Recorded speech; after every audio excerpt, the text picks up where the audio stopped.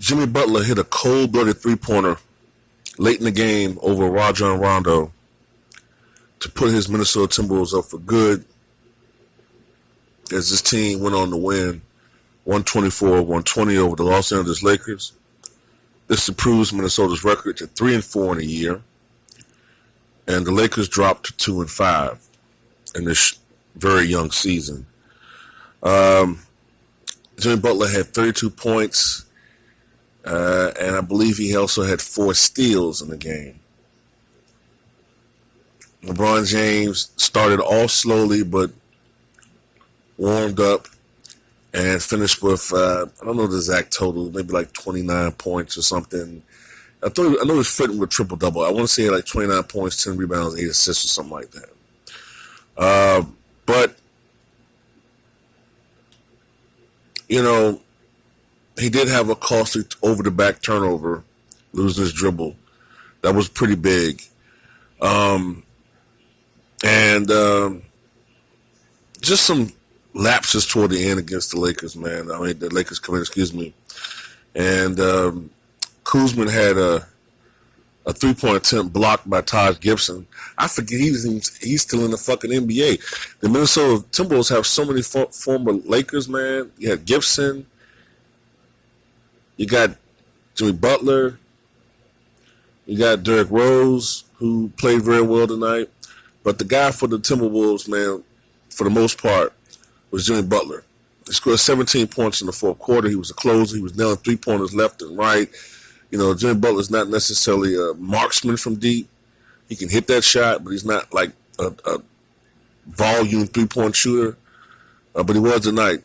And he finished 6 of 7 overall, and I think 6 of 6 in the fourth quarter, I believe. This is the first game, too, that both Jimmy Butler and Karl Anthony Towns played well together. And that's big.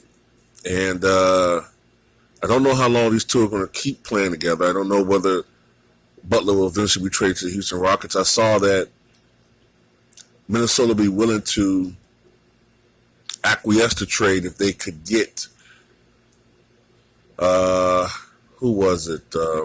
Eric Gordon, I think it was, to go along in the trade, along with the draft picks. But we'll see. Laker team, they can't rebound for shit, and they can't stop anybody. Now, I don't want to be that guy, all right? Because I'm trying to hold off on criticizing this team. They're still young. I want to wait some games, but they play Dallas next. This isn't the Eastern Conference anymore. I've said time and time again that LeBron James, as great as he is, at least to an extent, always benefited from playing in the weak, at the time, extremely weak Eastern Conference. Still kind of weak, but it's getting better. But he benefited so often from playing in a very weak conference.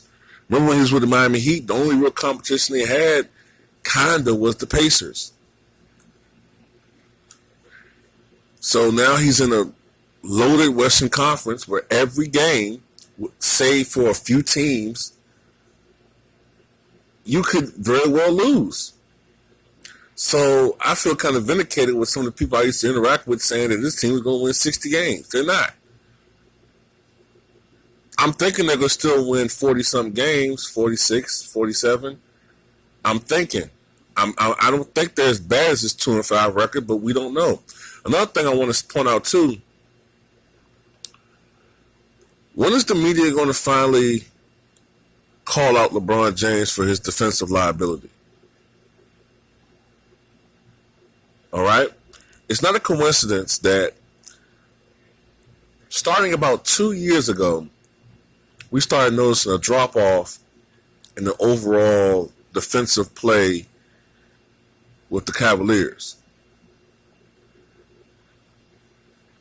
And now we're seeing that with the Lakers. Now, granted, the rule changes, the three-point shot, freedom of movement rule, all of this shit It's going to make it harder to play defense.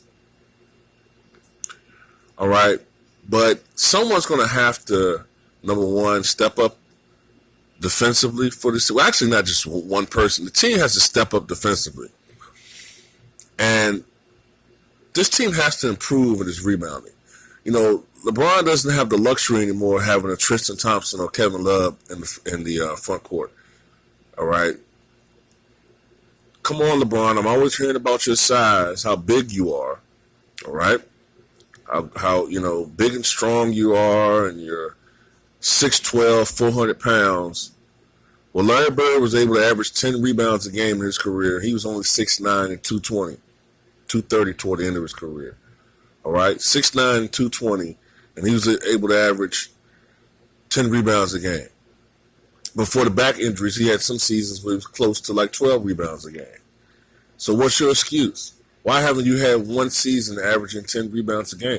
Even Dominique Wilkins, who only averaged 6.7 rebounds per game in his career, had one season where he averaged 9 rebounds a game.